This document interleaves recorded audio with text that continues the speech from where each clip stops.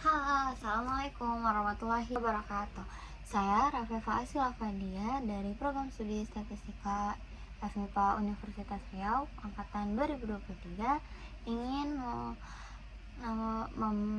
mempresentasikan mengenai analisis data transaksi yang menggunakan market basket analysis.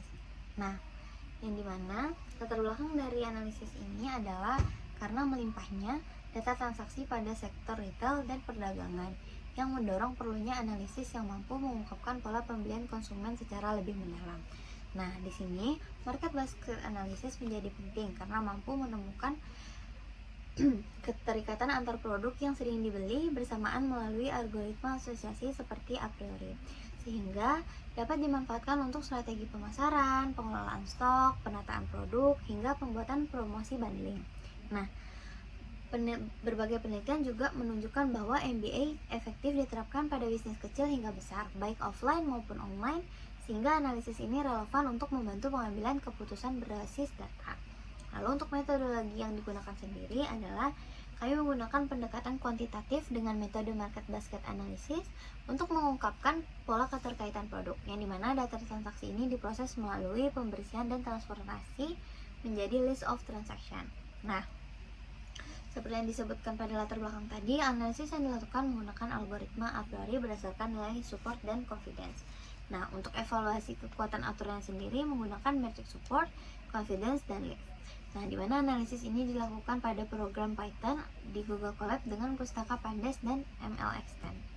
Nah, untuk deskripsi datasetnya sendiri, dataset ini terdiri dari 10.000 transaksi dengan 10 atribut utama, termasuk order ID, user ID, waktu transaksi, nama produk, kuantitas, harga, dan kategori produk. Nah, seluruh variabel berada dalam kondisi lengkap tanpa hilang, jadi tidak perlu memerlukan penanganan ataupun imputasi. Nah, dataset ini mencakup 68 produk unik, 17 kategori, dan 488 pelanggan selama periode pengamatan. Nah, untuk struktur data sendiri, unsur ini dinilai representatif untuk mengeksplorasi pola pembelian konsumen melalui market basket analysis. Nah, di sini dapat kita lihat nilai penjualannya, yang dimana pada tabel 1 menunjukkan 10 produk dengan penjualan tertinggi dan tabel 2 menunjukkan 10 pelanggan teratas berdasarkan kontribusi terhadap pendapatan, yang dimana total pendapatan mencapai 5.160.106,36 dengan rata-rata 5,02 item per transaksi, yang dimana ini menunjukkan tingginya aktivitas pembelian. Produk dengan kontribusi terbesar adalah coklat, soda, sus, dan cookies.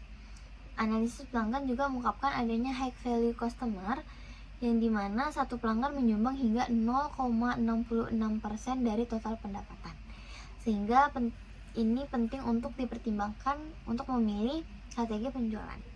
Nah, di sini dapat kita lihat analisis kategori produk. Kita bisa melihat distribusi penjualan item per kategorinya, yang dimana grain and staples menjadi kategori paling sering dibeli, diikuti dengan fruit vegetable.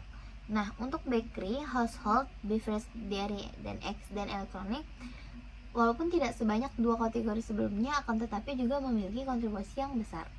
Sementara snack, meat, and seafood, personal care, dan kotek menunjukkan permintaan yang moderat. Nah, untuk kategori kecil sendiri itu ada stationery, baby care, dan health and wellness. Walaupun ini merupakan kategori kecil, tapi dia tetap melengkapi ragam produk yang ditawarkan. Lalu untuk analisis penjualannya sendiri, di sini dilihat distribusi penjualan bulanannya pada tahun 2023, yang dimana menunjukkan pola yang jelas dengan puncak tertinggi pada Agustus dan Januari, yang mana masing-masing mendekati 490.000 penjualan. Nah, penurunan ini terjadi dari Januari hingga mencapai titik terendahnya itu pada April di 300 lebih dikurang dari 380.000. Nah, sebelum kembali meningkat di Mei dan berfluktuasi moderat hingga Desember. Nah, pola ini menegaskan adanya pengaruh musiman terhadap perilaku belanja konsumen, sehingga dapat menjadi dasar perencanaan persediaan dan strategi promosi yang lebih tepat. Nah, untuk analisis waktu penjualannya berdasarkan jam transaksi sendiri menunjukkan pola yang jelas bahwa puncak aktivitasnya banyak dilakukan di jam 7, 11, dan paling tinggi di jam 15 sampai 16. Nah, pola ini dapat digunakan untuk membantu mengidentifikasi jam sibuk sehingga toko dapat mengatur staf, promosi, dan ketersediaan produk secara lebih optimal. Nah, untuk distribusi harga produk sendiri, dapat kita lihat bahwa distribusi harganya itu tampak merata di seluruh rentang harga tanpa penumpukan pada titik tertentu. Yang dimana ini menandakan keragaman produk untuk berbagai segmen pelanggan dari yang ekonomis hingga premium. Nah, untuk distribusi kuantitasnya sendiri di sini memang transaksi pembelian didominasi oleh pembelian kuantitas 1 sampai 3 unit per item dengan frekuensi yang seimbang, tinggi dan seimbang. Nah, di sini berarti bahwa konsumen itu cenderung membeli dalam jumlah kecil karena tidak ada transaksi dengan kuantitas besar. Nah, temuan ini menekankan pentingnya manajemen stok yang presisi dan strategi pemasaran yang tersegmentasi, termasuk promosi atau bundling yang sesuai dengan pola pembelian rutin pelanggan. Nah, di sini bisa kita lihat frekuensi pembelian pelanggan, yang dimana visualisasi data ini menunjukkan bahwa mayoritas pelanggan melakukan pembelian 3-5 kali. Nah, di sini menandakan bahwa para pelanggan memiliki repeat purchase yang kuat sehingga menjadi lebih loyal, dan pelanggan dengan pembelian 1-2 kali justru lebih sedikit sehingga strategi retensi ini dinilai efektif. Lalu temuan ini dapat dimanfaatkan dengan memperkuat program loyalitas seperti penawaran personal atau reward untuk member sehingga dapat menjaga kesetiaan pelanggan. Nah, di sini analisis yang digunakan adalah analisis market basket. Yang pertama dengan metode FV Growth, yang dimana ini dapat mengungkapkan pola pembelian tersembunyi dalam data transaksi. Nah, FV Growth sendiri dipilih karena lebih efisien dibanding a priori, sebab memadatkan data dalam FP3 tanpa membentuk kandidat item set. Dengan struktur ini, algoritma menambang frekuen item set dan menghasilkan association rules berbasis metric support, confidence, dan lift. Hasil analisis ini memberikan wawasan penting bagi strategi cross-selling, penataan produk, serta perancangan promosi yang lebih tepat sasaran. Nah, untuk market basket previewnya sendiri memberikan gambaran awal tentang produk-produk yang sering muncul bersama dalam satu transaksi.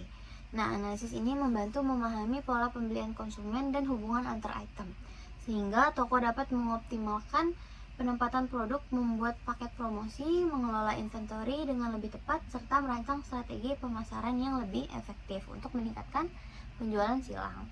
Nah, di sini kita dapat lihat analisis pasangan produknya pada tabel 3 yang menunjukkan berbagai asosiasi produk yang tidak terduga, yaitu seperti sare dengan minyak goreng atau rempah dengan sepatu, yang mencerminkan pola belanja serbaguna dalam satu transaksi. Nah, pasangan produk yang saling melengkapi seperti keju dengan keripik atau roti dengan pastry juga dapat membuat peluang strategi penempatan produk untuk mendorong pembelian tambahan.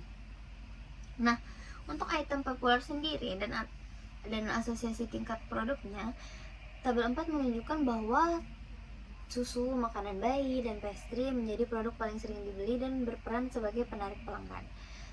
Nah, sehingga stok-stok untuk produk-produk tersebut harus dijaga. Nah, namun meskipun populer, produk-produk ini tidak membentuk asosiasi kuat karena dibeli oleh berbagai jenis pelanggan. Nah, model FV Growth juga tidak menghasilkan aturan asosiasi pada tingkat produk karena pola belanja yang sangat beragam. Nah, untuk itu di sini kita lakukan analisis asosiasi tingkat kategori. Yang pertama, pada tabel 5 menampilkan 10 kombinasi kategori produk paling populer. Nah, di situ dapat dilihat bahwa meat and seafood menjadi kategori jangkar yang paling sering dibeli bersama kategori lain seperti bakery, elektronik, serta fruit and vegetable. Pola ini mencerminkan perilaku belanja yang terencana, di mana pelanggan memenuhi berbagai kebutuhan sekaligus dalam satu kunjungan. Temuan ini mendukung strategi penataan toko yang mengelompokkan kategori terkait agar alur belanja lebih mudah dan efisien. Nah, untuk tabel 6 sendiri, pada aturan asosiasi antar kategori produk memperlihatkan asosiasi kategori yang paling relevan seperti bakery yang sering dibeli bersama grains and staples dengan confidence 45,5% dan support yang tinggi. Aturan lain seperti baby care dan bakery yang mengarahkan pada beverage juga menunjukkan hubungan positif.